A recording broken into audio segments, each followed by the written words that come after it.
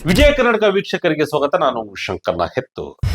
ದೇಶಕ್ಕಾಗಿ 600 ಕೆಜಿ ಚಿನ್ನ ದಾನ ಮಾಡಿದ್ದ ರಾಣಿ. ಚೀನಾ ಯುದ್ಧ ಭಾರತಕ್ಕೆ ಆಸರೆಯಾಗಿದ್ದ ಕಾಮಸುಂದರಿ. ಭಾರತಕ್ಕೆ ಬೆನ್ನೆಲುಬಾಗಿದ್ದ ರಾಜಮಾತೆ ಇನ್ನಿಲ್ಲ. ಅದು 1962ರ ದಶಕದ ಕಾಲ. ಅಂದು ಭಾರತ ಹಾಗೂ ಚೀನಾ ನಡುವೆ ಯುದ್ಧದ ಕಾರ್ಮೋಡ ಕವಿದಿತ್ತು. ಭಾರತ ಹಾಗೂ ಚೀನಾ ನಡುವೆ ಸುಮಾರು 1 ತಿಂಗಳ ಕಾಲ ಯುದ್ಧ ನಡೆದಿತ್ತು. ಯುದ್ಧದ ಸಂದರ್ಭದಲ್ಲಿ ಅದು ಯಾವುದೇ ದೇಶ ಇರಲಿ, ಆರ್ಥಿಕವಾಗಿರಬಹುದು ಅಥವಾ ಬೇರೆ ರೀತಿಯ ಸಹಾಯವಿರಬಹುದು, ತುಂಬಾ ಮುಖ್ಯವಾಗುತ್ತೆ. ಸಾಯುವವನಿಗೆ ಹುಲ್ಲು ಕಡ್ಡಿಯ ಆಸರೆ ಅಂತಾರೆ ಅಲ್ವಾ, ಹಾಗೆ ಕಷ್ಟದಲ್ಲಿ ಯಾರೇ ಸಹಾಯ ಮಾಡಿದ್ರು ಕೂಡ ಅದು ತುಂಬಾ ಮುಖ್ಯವಾಗುತ್ತೆ. ಅಂದು ಚೀನಾ ಹಾಗೂ ಭಾರತದ ನಡುವೆ ಯುದ್ಧ ಶುರುವಾದಾಗ ಭಾರತಕ್ಕೆ ಒಬ್ಬ ಮಹಾರಾಣಿ ಅತ್ಯಂತ ದೊಡ್ಡ ಸಹಾಯ ಮಾಡಿದ್ರು. ಅದನ್ನ ಕೇಳಿದ್ರು ನೀವು ನಿಜಕ್ಕೂ ಆಶ್ಚರ್ಯ ಪಡ್ತೀರಿ.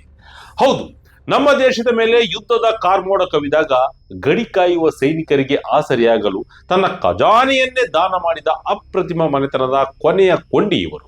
8 ವರ್ಷದ ಬಾಲಕಿ ಇದ್ದಾಗಲೇ ಅರಮನೆಯ ಸೊಸೆಯಾಗಿ ಬಂದ ಈಕೆ ಮುಂದಿನ ದಶಕಗಳ ಕಾಲ ವೈಭವವನ್ನ ಕಂಡಳು.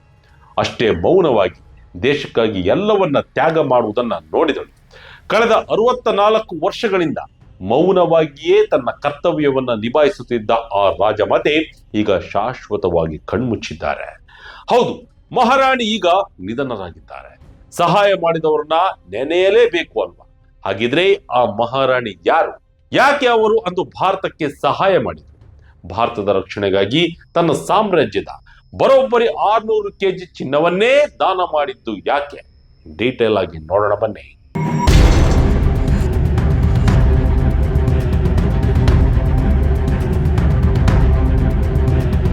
ಹೌದು, ಇಡೀ ಮಿಥಿಲಾಂಚಲದ ಜನ ಯಾರನ್ನ ಮಹಾತ ಎಂದು ಪೂಜಿಸುತ್ತಿದ್ದರೋ, ಯಾರ ಕರೆಯೋಲೆಗಾಗಿ ಇಡೀ ಬಿಹಾರ ಕಾಯುತ್ತಿತ್ತೋ, ಆ ಮಹಾತ ಈಗ ಇತಿಹಾಸದ ಪುಟ ಸೇರಿದೆ.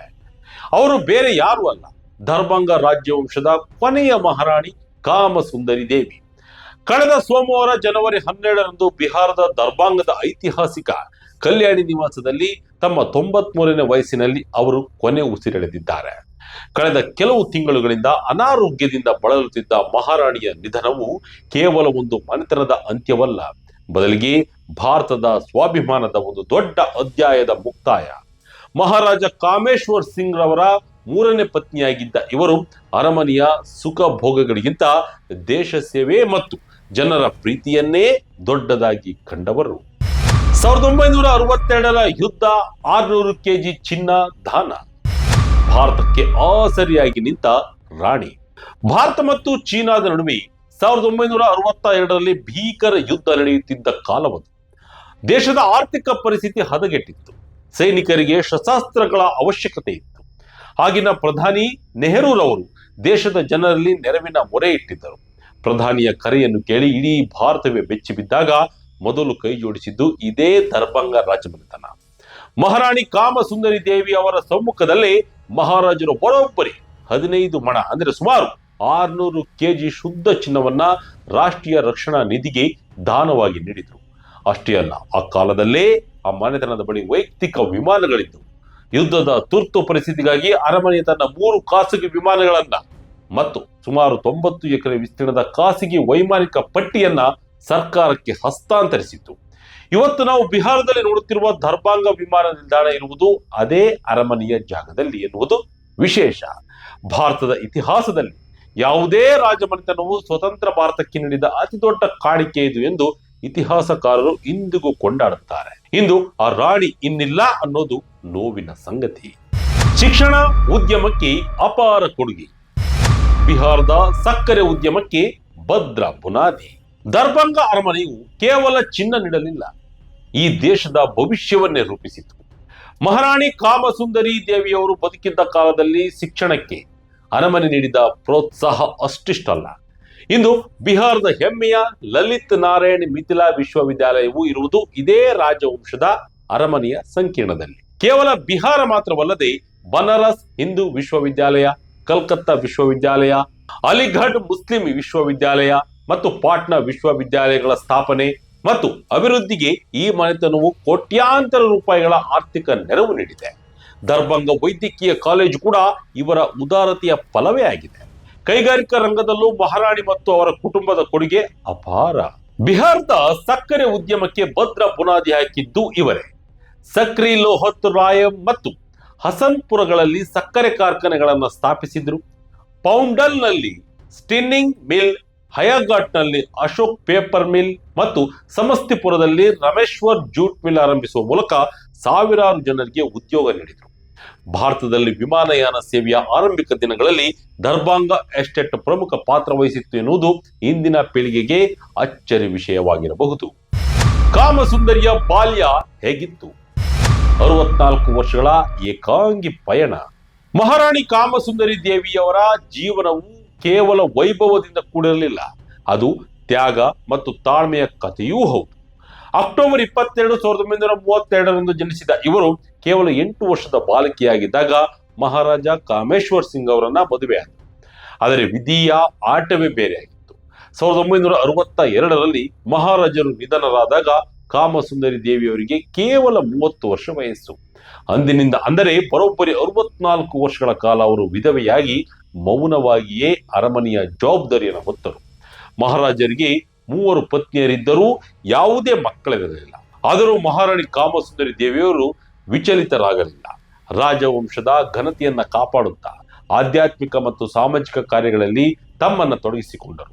ಸವಲತ್ತುಗಳಿಗಿಂತ ಕರ್ತವ್ಯವೇ ದೊಡ್ಡದು ಎಂಬ ತತ್ವದ ಮೇಲೆ ಇವರು ಬದುಕಿದರು.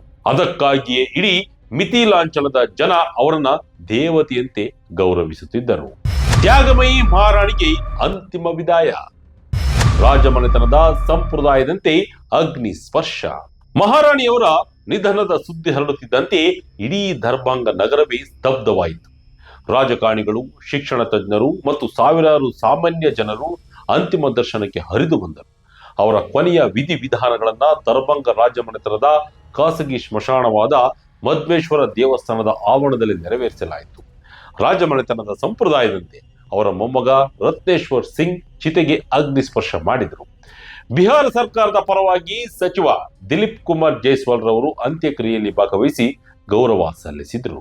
ಈ ಸಂದರ್ಭದಲ್ಲಿ ಮಾತನಾಡಿದ ಅವರು, ದೇಶಕ್ಕೆ ಆಪತ್ತು ಬಂದಾಗಲೆಲ್ಲ ದರ್ಭಂಗ ಮಹಾರಾಜರು ತಮ್ಮ ಖಜಾನೆಯನ್ನ ಮುಕ್ತವಾಗಿ ತೆರೆದಿದ್ದಾರೆ. ಈ ಕುಟುಂಬದ ಕೊಡುಗೆಯನ್ನ ಭಾರತ ಎಂದಿಗೂ ಮರೆಯಲು ಸಾಧ್ಯವಿಲ್ಲ ಎಂದು ಭಾವುಕರಾಗಿ ನುಡಿದರು.